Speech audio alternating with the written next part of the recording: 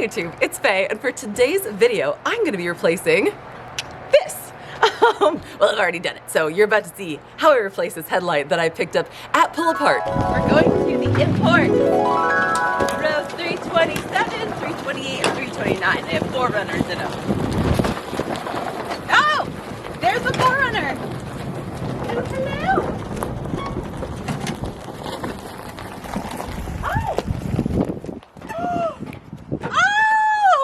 I cannot believe that this is in such good shape. This has been shipped for forever since I originally got the car, and I have been looking for this headlight assembly that was in decent shape forever, and I finally found it. So I will be replacing it today. So stay tuned and let's get right into it.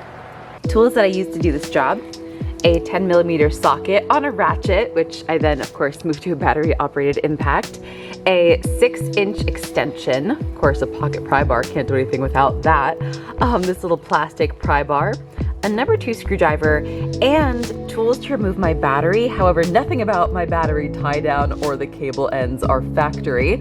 So in this case, I used a 13 for my cable ends and a 12 and a 14mm socket for my tie down. However, that might not be the case with yours. We will start with removing the battery, tie down the battery, and why not? Let's get this tray out of there too. And yes, I know I should have set a good example by removing the battery cable before futzing with the tie down first, but I knew I wasn't gonna accidentally touch the terminal and spark anything, so don't you do that either. After getting the battery out of the way, we will then remove the coolant overflow reservoir. The tank itself is held into place by sliding onto a bracket. You just have to pull it up aggressively. Then we'll remove the headlight bulb. If yours doesn't look exactly like mine, no big deal. I have some fancy extra bright LEDs here that I got from my local auto parts store. These metal clips that hold the headlight in can be a pain, so be careful as they can easily get tangled together. And there is a number 2 Phillips screw holding this top tab of the side marker in place.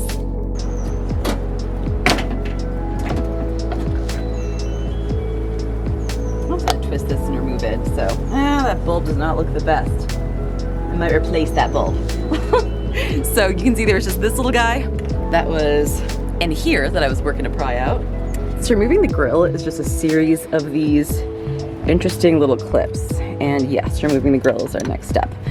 You can see this one's already broken. These, of course, being from 1998, are extremely brittle. We've got some underneath here. We've got one right there, and then another one over there. So we've got these little protruding tabs there, and we're actually gonna get those by pushing gently down on them, and that's how they release. Push down, and then pull it out. Hello, camera. All right, so in here, we got the other one.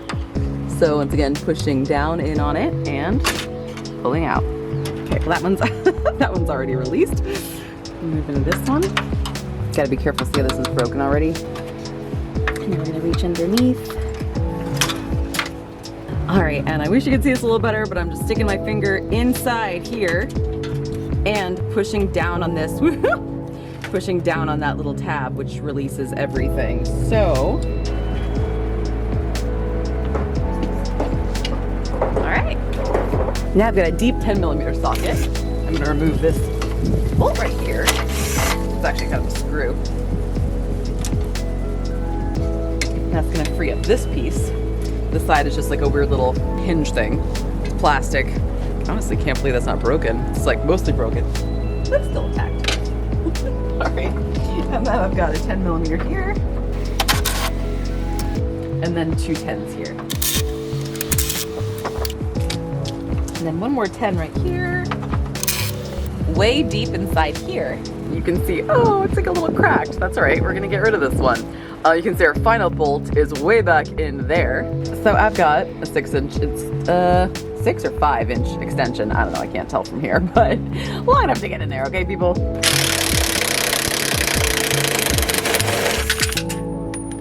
Well, that's one way to do it. Oh, this one's pretty long. And something's broken in there. Oh, that's a piece of glass that's broken in there.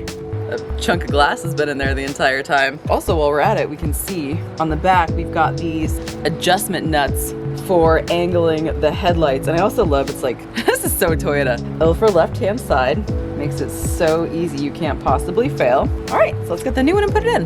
All right, so here's our new used housing from Pull Apart. And one thing I just made sure really quick is that I swapped over any of the clips or connectors that were missing on this one that were from my old one. So I just swapped over this little guy and this little clip, and then just made sure everyone else was present and accounted for, and they were. So you go ahead and install this. Once again, installation is a reverse removal, but we're just gonna go for it. Just being sure to thread that in by hand first before using power tools. This bulb is not long for this world, so while I've got it out, I'm just gonna go ahead and replace this guy. Here we go, old and new.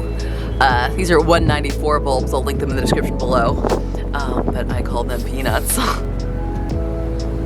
Super simple install on these. You can see how, like, when you're looking at where those little tabs are gonna go in, there are some that have like a larger space than others. You can see how that's a smaller tab, that's a wider tab. So I'm gonna make sure that I line that up appropriately and then ready tidy it into place and then lining it back up. So I'm just gonna make sure that this guy goes in there. Just gonna put a little silicone paste in there, why not?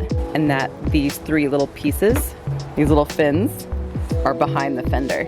And now, once again, fishing that little Phillips screw up top, lining up right here. There we go, all right. Okay, we've got this lined up, so now I'm just gonna put my little Phillips screw in there. Okay, so now I got that back in place. Install this little guy.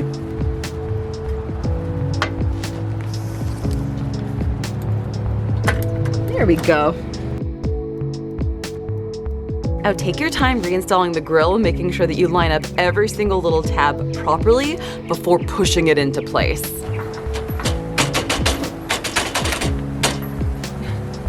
It's in.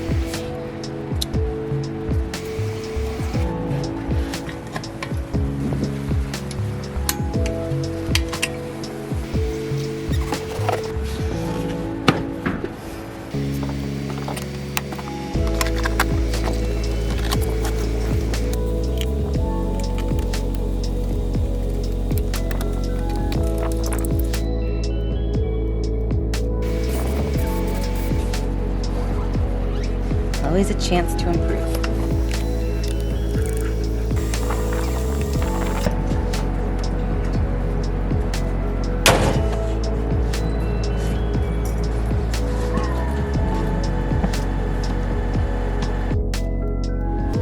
No more crack. And before I throw this old assembly out, I'm gonna go ahead and salvage anything usable off of here. So, for example, these adjusting screws and plastic nuts. I'm also gonna grab these little metal tabs. There's a spring inside of there, which you can barely see. And of course, this little metal piece here that holds the headlight in always breaks.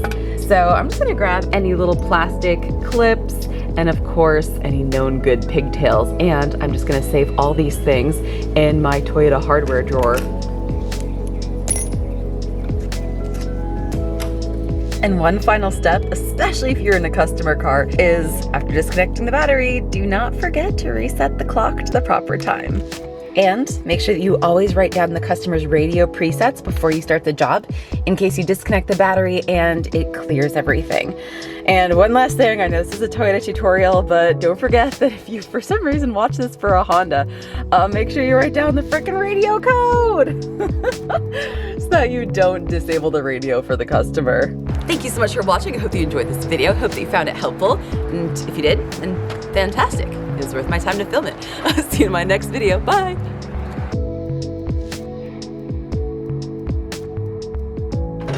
Then I'll take a look back at this footage and I'll be like, why did I wear my hat for this entire, all this footage? Because I know, ooh, look at this, wow. No, I want this bolt because look at that captive washer. Ooh, fine thread, long captive washer bolt. While I've got the 10mm out. Oh, stop! I'll grab all these actually. I'll grab that bracket too. Heck yes, and actually, you know what? I want that connector too. Ah, score!